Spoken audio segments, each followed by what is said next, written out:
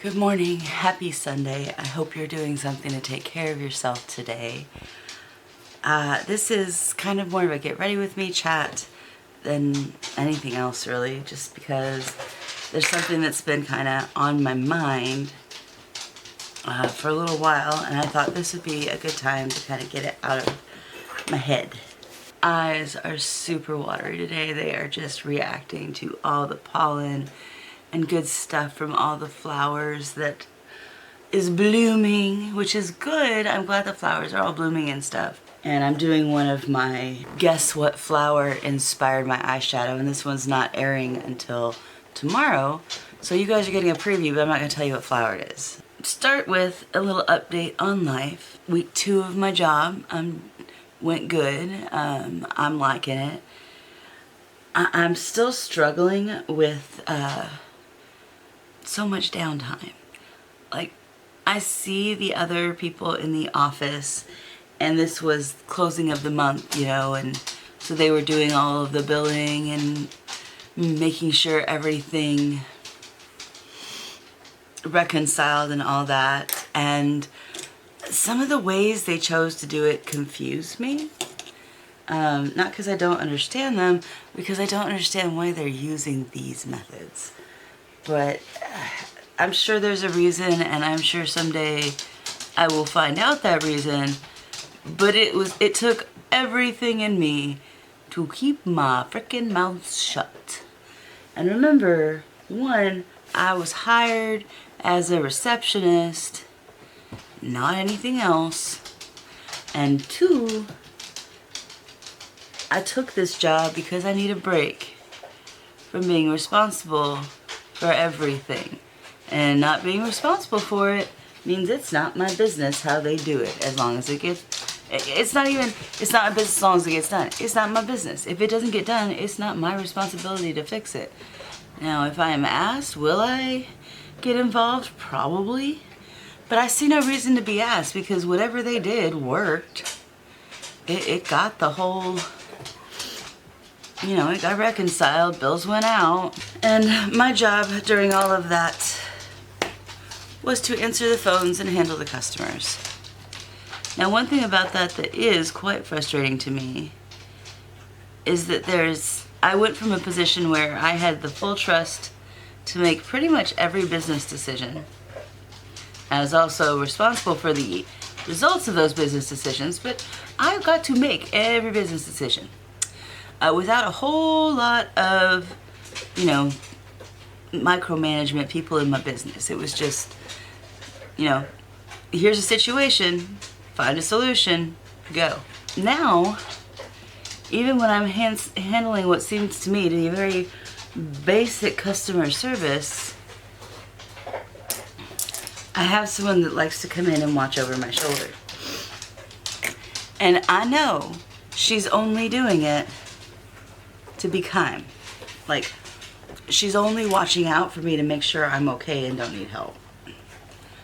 But it also feels like because she comes in and stands, you know, like watching how I do things and gets, you know, involved when I'm handling a customer, it feels like she doesn't trust that I'm going to do the right thing.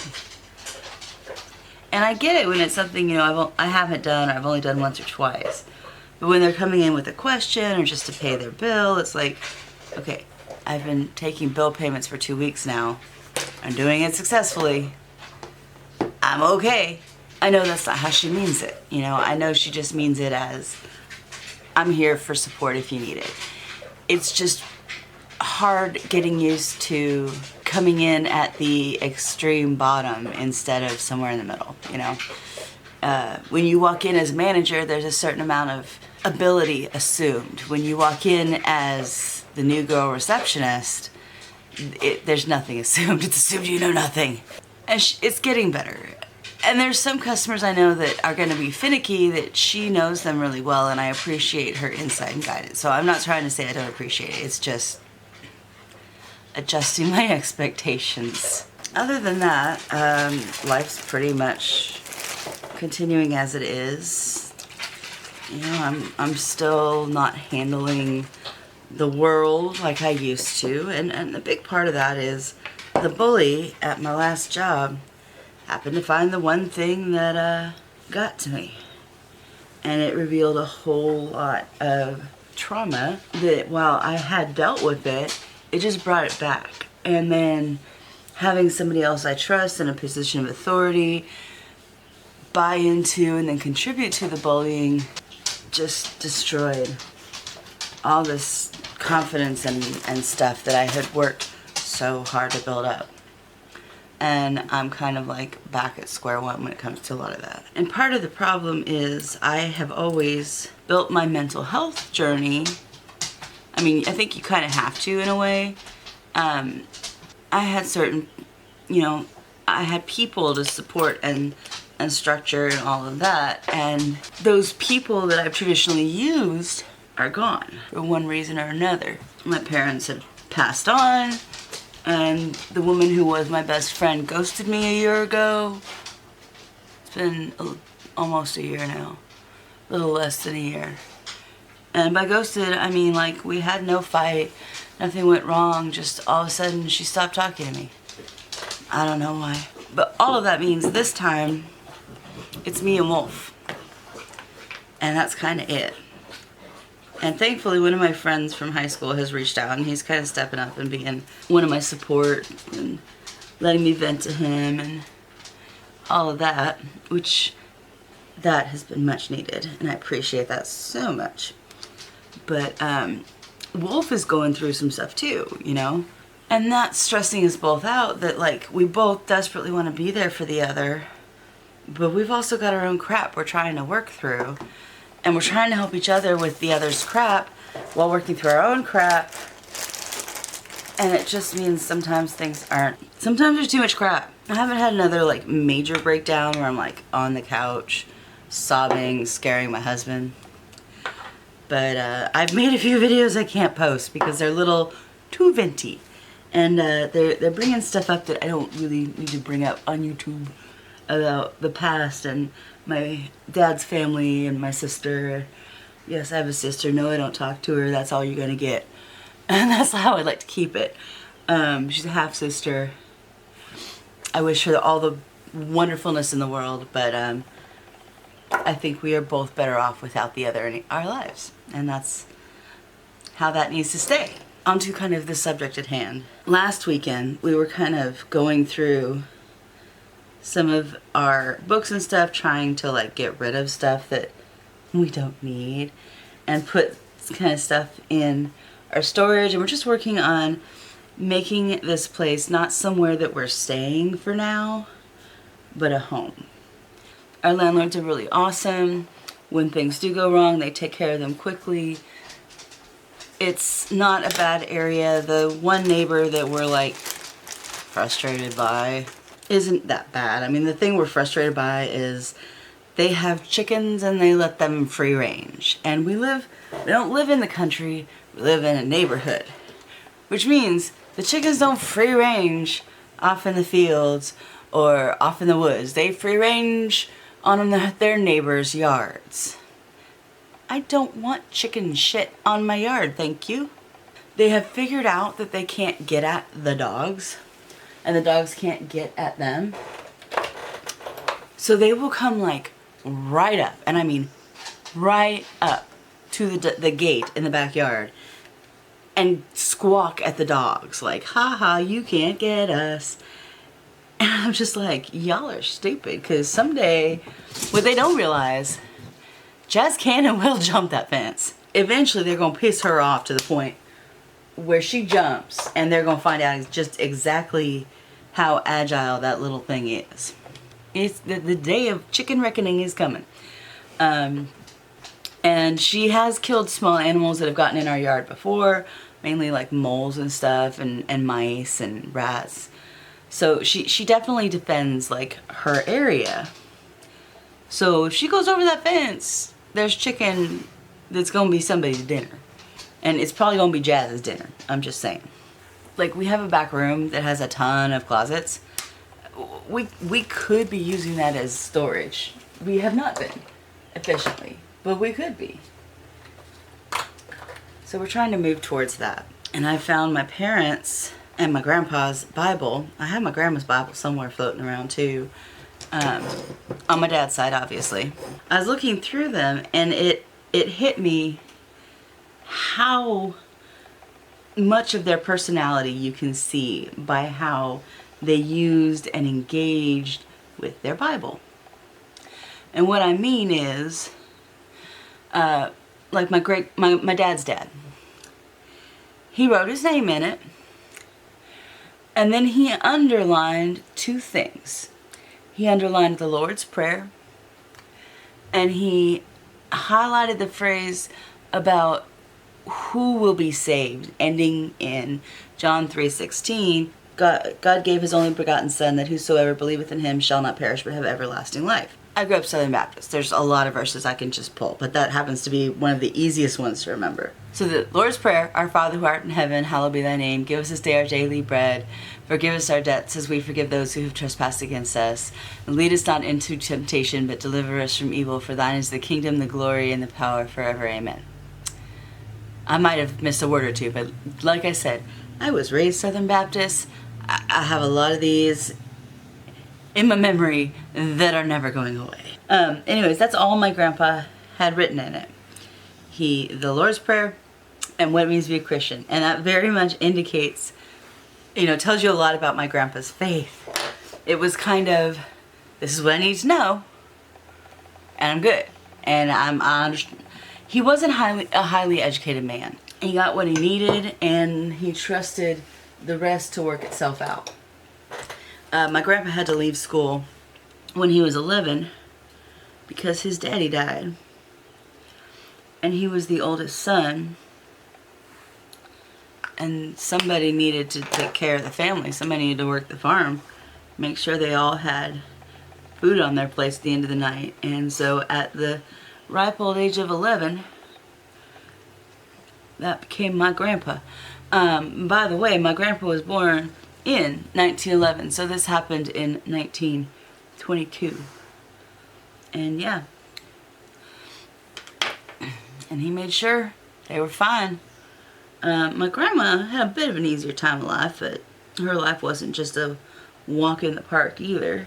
She engaged slightly more in her Bible. She had more underlined and highlighted, and she kept little like booklets around and stuff that had Bible phrases and things, and like she'd keep a little reader next to in a basket next to the toilet that had like this month's devotional and whatever in it, and I guess that was her reading time. And then I look at my mom's, and it has her name very neatly written. That's it. There's no more writing in her Bible. Not because my mom wasn't, didn't have faith, but because she believed you didn't write in books. It bugged her to no end that Dad and I both would write all over our books. She thought that was horrible. I mean, it was one thing with my college textbooks that I bought to highlight bits that you need to remember for the test. But to just normal books I'm reading, have conversations in them and write and annotate them and make notes. That blew her mind, and that was not okay. Except that Dad did the same thing, so she couldn't really tell me not to if my father was the one who taught me to do it. So if you look at my dad's Bible, and you think my dad was studying to be a Baptist preacher at one point, till he preached his first sermon. And it was a frickin' disaster, like royal disaster, like he nearly threw up on the pulpit.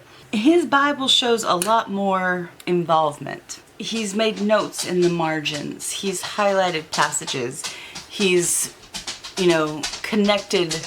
There'll be verses that have other verses written next to them and thoughts of how they connect and what they mean and how they work together and this, that, and the other thing. And it's very obvious that this is a man who had a conversation with the book. He's engaged with it. And that kind of made me take a step back and look at how they interacted with life. And in a lot of ways, it's the same. My dad very much led life as he was very interested in it. He asked questions of everyone he met. He got to know them. He wanted to know how they ticked, why they did things they did, what they were thinking, what they were feeling, what they experienced. He wanted to know everything possible about the human experience. And he wanted to leave his mark on the human experience as well in a positive way. And he did so by directly engaging with pretty much everybody he met. My dad never met a stranger. He talked to everybody. If you want to know where I get my talking from, it's my daddy. I promise you. My desire to be on stage, my love of singing, all of that is my daddy. My mom does not understand where any of that comes from. It goes against everything that woman tried to teach me. I have to separate a lot. My mother, before, as an adult, before me, and my mother as an adult after me. Because before me, my mom went on adventures. Her first husband was a pilot, and they have a license for the spouses of pilots that doesn't require you to go through the whole rigmarole to get your full pilot's license where you can fly by yourself. But it's kind of like just a class, so that if something happens and it's just you and your husband up there, you are capable of landing the plane. And my mom did that. She had that, whatever it was. I wish I had a copy of it, but she told me about it. So my mom knows how to land planes, unassisted. My mom has skydived.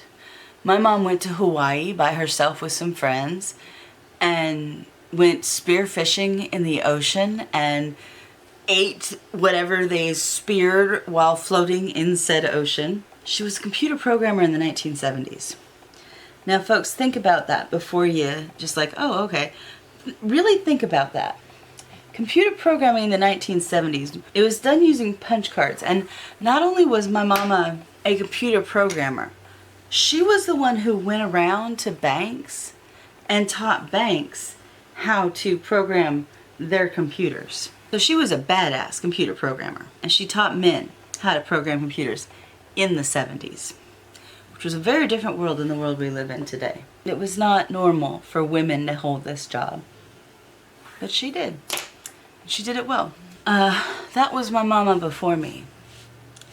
My mom after me was a stay-at-home mom. She was room mom. She was a crafter, a quilter. My mom did not heavily engage with the world. She occasionally went to craft shows or quilt festivals, but she didn't talk to people while she was there. She didn't ask a lot of questions. She didn't want to. She didn't want people over at the house. She did not want me to invite my friends over. My house was not the hangout. It was our house. It was her piece. It was, occasionally she'd have the neighbors over. And by neighbors, I mean only the two families that lived next to us. And they'd be over not very long. And usually it was when one of us kids had done something wrong and there needed to be a conversation. And I mean, my mom's family came over. But that's it. I was not encouraged to have friends over to hang out. I was not encouraged to have friends over for sleepovers and stuff like that. That was not part of my world. I can count the number of times on one hand that a friend other than my next door neighbor slept over and have 3 fingers left over. That's how often I was allowed to have sleepovers at my own house. Now I could go to other people's house and sleep over. That was fine. Mom just didn't want people at our house. And my dad, as much as he was curious about the world, I think he appreciated that solitude as well. But the point is, in spite of it, what we charged my dad, he engaged heavily with the world. My mom didn't. But she made a very comfortable house for her husband. And I mean, it was a comfortable house for me too. I would have liked to have, been able to have friends over a little bit more, but I'm happy, and I was happy.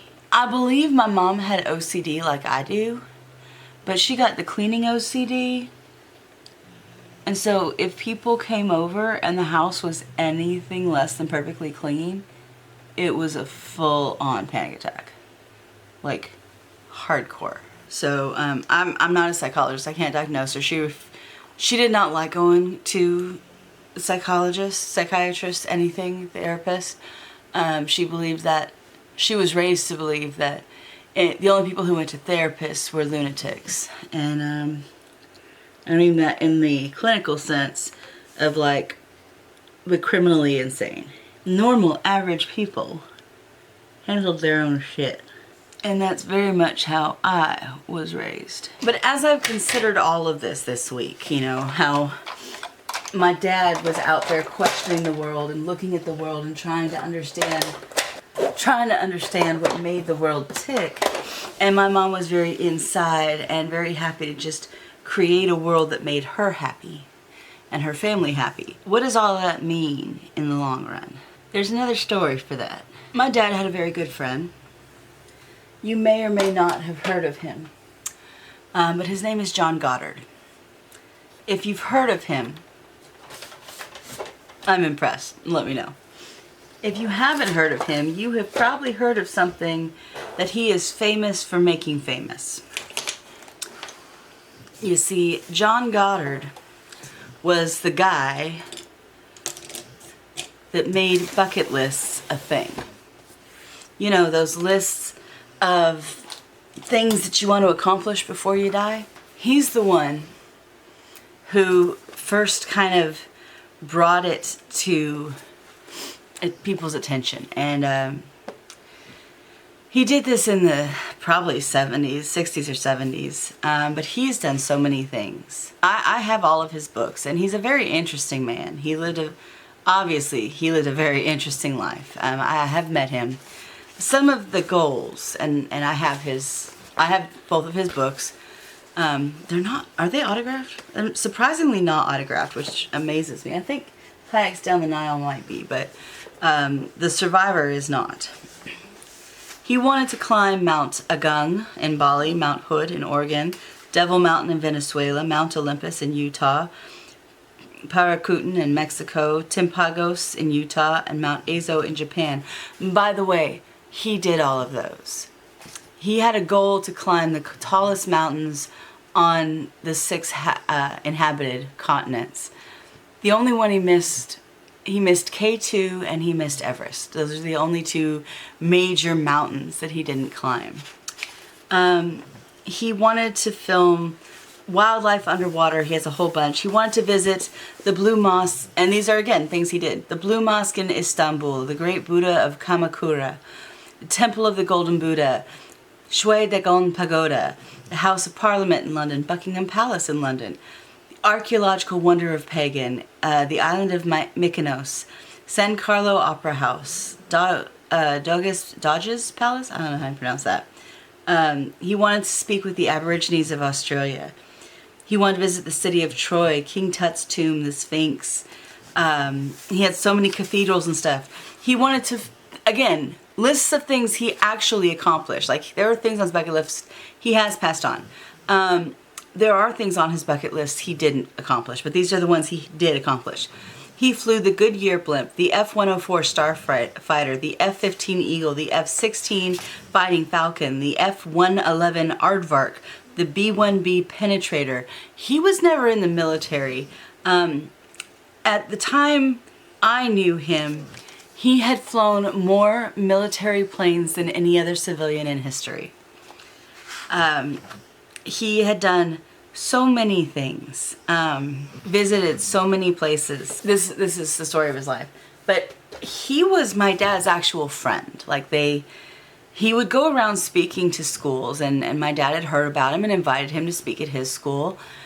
And when he did, my dad was his, welcome and show him around stuff. And they got to talking, and they hit it off, and they had about a 20-year friendship that changed a lot of kids' lives, including mine.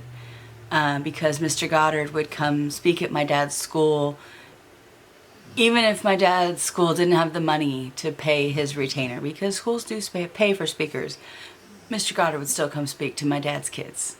And Dad taught in a very low-income, high-crime area of California. So I'm hoping that this concept of a bucket list reached a lot of those kids. Mr. Goddard did something else. Once a year, he would invite 10 people, 10 important people that he believed made a difference in the world or contributed in a good way to the world or had the potential. You know, they were in a position to do good things to the world. He would invite these 10 people to come tour his house, which was basically a museum of pieces he had collected from his adventures, and then go on a hike. And he would lead this hike, and then we'd stop for lunch. And when they would stop for lunch, they would introduce themselves and talk about what they're most proud of that they have accomplished and what their goals are. And he invited my dad every year to go on this. And Dad would always say, no, no, no. And anyone he invited was allowed to bring one person of their choice with them. When I was 13, my dad finally said, okay, I'm coming this year. And I'm bringing my daughter. And most of the people brought their spouses or a close friend or something like that. And seeing the things in his house blew my mind. Like, he had a sword that he got from a man in the Middle East. They were nomads. And this man was known for hating white men.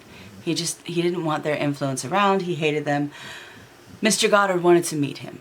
He had heard stories about what a great man he was. He wanted to meet him. And his guides told him, no, you don't, because that will be the last thing you do. And Mr. Goddard said, well, if it is, I've lived a good life, but I'd like to meet the man. So they got word that the man was coming into camp, and the guides tried again, please leave. Please come with us. Please leave. Please save your life. Mr. Goddard said, no, I want to meet this man. He sounds very interesting. I will stay, and if it's the last thing I do, it's the last thing I do. And the man came in, and he was full of bluster and anger, and why is there this white man in my territory, and anger, and confronted Mr. Goddard and asked him, why are you there? And pulled his sword on him, like, and you better give me a good answer, or you won't be here anymore. And this was in like the 40s or 50s, I don't know, it was a long time ago. And Mr. Goddard said, well, I'm an explorer. I'm out and I'm meeting interesting people, and I'd heard stories of what a great warrior you were, and I wanted to meet you. And the man said, didn't they tell you I'd kill you? I hate white men, I will kill you. And Mr. Goddard said, yes, they did, but I thought the honor of meeting you was worth risking death. I've just heard what a great man you are, and I would like to have a conversation with you, and if you want to kill me afterwards, that's fine, I understand. I just want to have a conversation first and hear about your life. And the man looked at John and Mr. Goddard, and he said, I want you to know something. I made a promise when I was given this sword that anytime I drew it out of its scabbard, it would draw blood. And with that, he took the sword and cut his own arm and then put it away. And he sat down with Mr. Goddard, and they got to talking, and it told him all kinds of interesting stories. And Mr. Goddard told us stories of every piece he had in his house. So this is just the one that stuck out to me. As he was leaving, I forget what Mr. Goddard traded him, but the man gave him his sword. And Mr. Goddard had it hanging over a doorway. And I just remember that and thinking, how amazing is that? To be so engaged with the world that you would gladly face death to meet an interesting person. How much must you value life, other people's lives, to be willing to sacrifice your own for a chance to tell their story? And that moment, more than any other moment in his house, that stuck with me. The other piece that stuck with me was this beautiful jade dragon that he got from China and brought home. And I don't remember the story of it, I just remember how beautiful it was, and it was real jade. And he had so many amazing artifacts around his house. So then we went on our hike, and when we got to the midpoint of the hike, it was this beautiful waterfall. It's the most amazing thing I'd ever seen. And we all sat down for our sandwiches, and Mr. Goddard starts, going around the circle, and he introduces the person and says, please tell us what you do and what accomplishment you're more proud of. And at that moment, I realized I was sitting there eating lunch with ambassadors from around the world, from world leaders, from activists, from, I don't remember everybody that was there, I don't, but they're names that have gone down in history. They're very important people. 9 incredible, powerful people were sitting on rocks at this waterfall with this man and my dad and I, including Eric Close, the actor. It happens to be the only name I remember, and I remember because he had been in one of, he told me he had been in one of my favorite TV shows at the time, Hercules' Legendary Journey. He had like a one-liner role, and he was about to be in another TV show, and he told us the name of it, and we watched it, and it ended up being one of my favorite TV shows, and that's The Magnificent Seven. Since then, he has been on Nashville, I think was the other show he was on that was big. I mean, he's done several. Yep, I have a picture of me with him when I was 13, before he was famous, before Magnificent Seven came out, while he was filming it, and he had the long hair and everything. Yep, got to meet him. He's pretty damn cool. That was awesome, and I thought he was the coolest guy, and let me tell you, he was not the coolest guy on that hike. Well, then we get to my dad.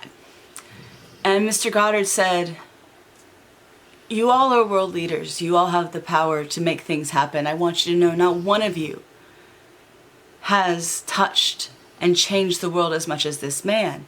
And I turn and look at my dad and I'm thinking, what have you done that I don't know about? I mean, I already idolized my dad, but what the hell has he done that I don't know about? And Mr. Goddard said, this man is an educator. He touches and he is shaping our future every day, and you should, and he does all the, you know, this, that, and the other for the kids. And I realized he wasn't honoring my dad because my dad had done something like big and momentous. He was honoring my dad because my dad's gave his life to serve and work with children.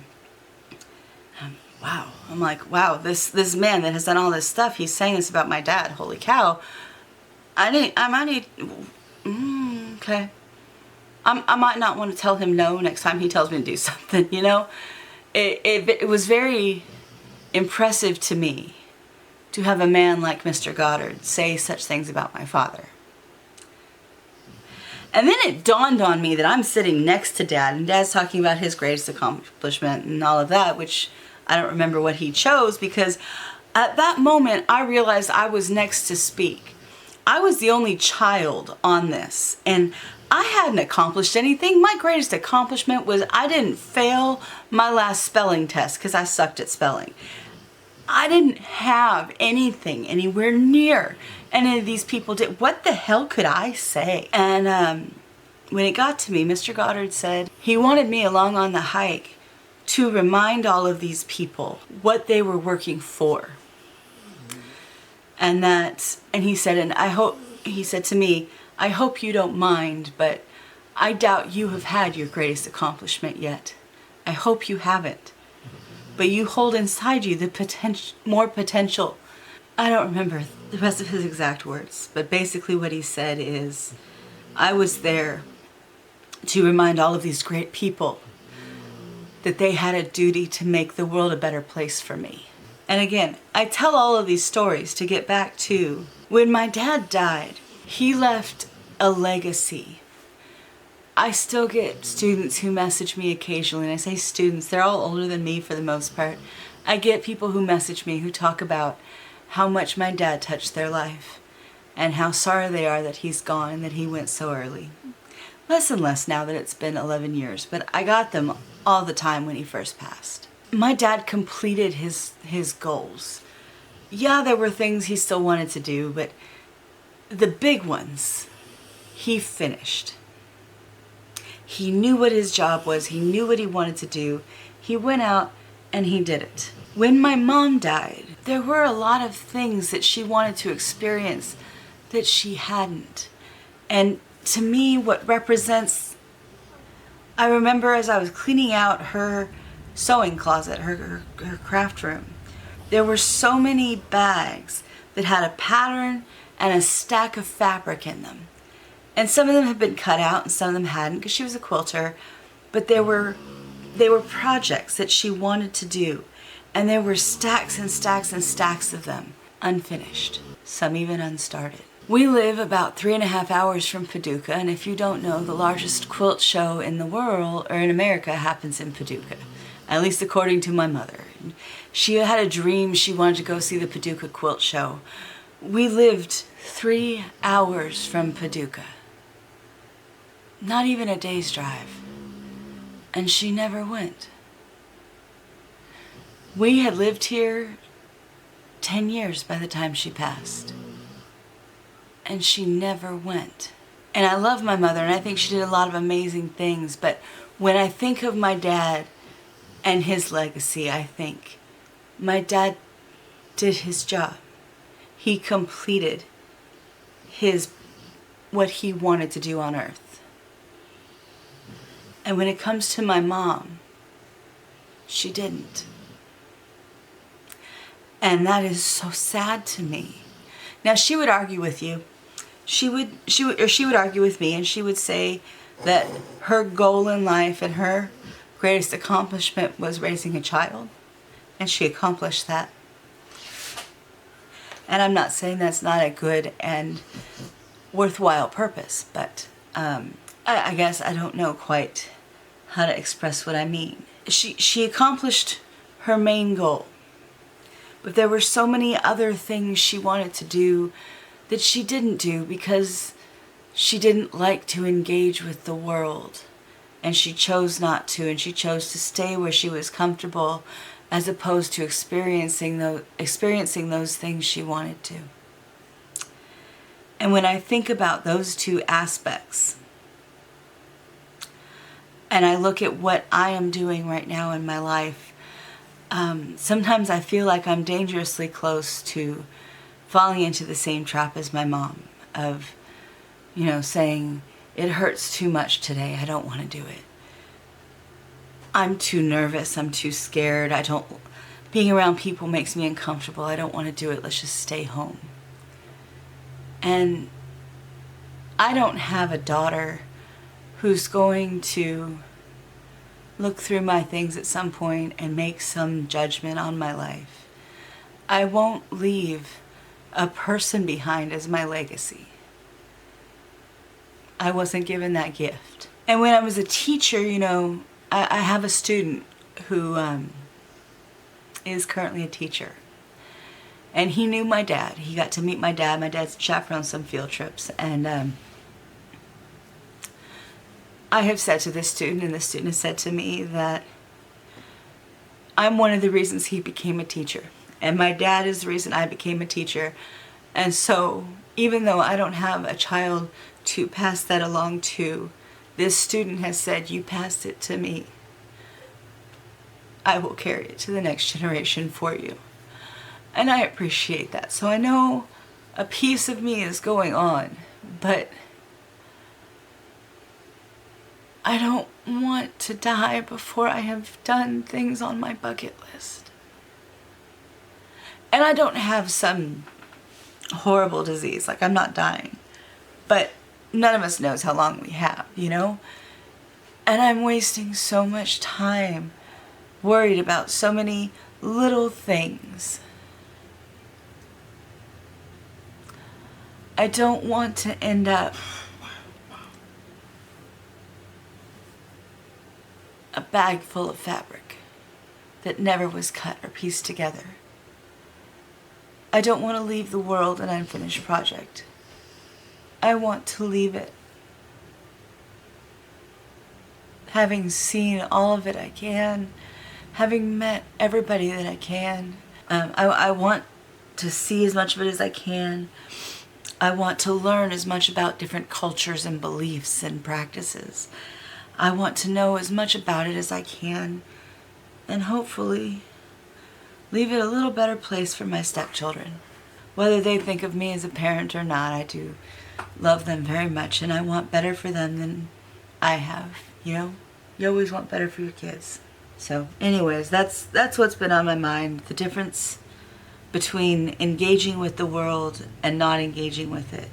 And just kind of as a thing to wrap this up, these are the Bibles that I'm talking about. This is my grandfather's Bible.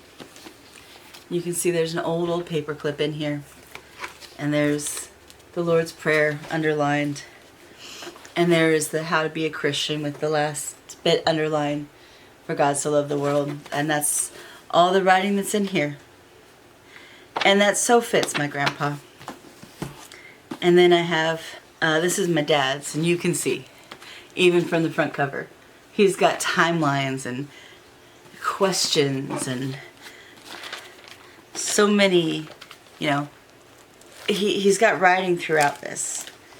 And flipping through this is like seeing my dad and seeing how his mind works. And then I have my mom's. And it's old, but if you flip through it, it's pristine. There's not a mark in there. That's not to say that my mom didn't engage in life, because she did leave me. This is the last planner she used, and like I said, she didn't engage with the world, but she made things beautiful for herself and her family, and this was her planner. So it's not the same, but it's still a piece of her, and it's understanding how the world works and how she saw the world as a place where you make your home beautiful. My dad saw it as it's your job to make the world beautiful. And I value this, and I want to treasure this, and I want to make things beautiful. But I also want to learn about what's already beautiful. So, thanks for joining me. Thanks for listening to me ramble on and on and on. Do something to take care of yourself today. Happy Sunday.